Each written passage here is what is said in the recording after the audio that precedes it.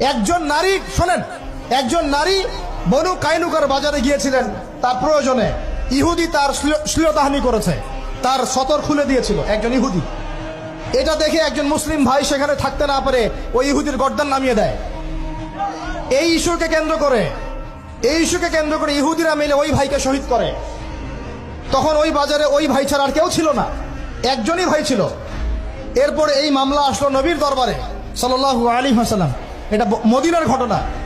নবী সাল্লাল্লাহু আলাইহি ওয়াসাল্লাম ওই সাহাবীকে তো দোষারোপ করেনই নাই, ওই সাহাবীকে দোষারোপ করেন নাই, বরং নিজে বর্ম পরে অন্য সাহাবীদেরকে বলেছেন তোমরা বের হও, আমরা বনু কাইনুকা আক্রমণ করবো, ওকে এখান থেকে বের করে দেবো।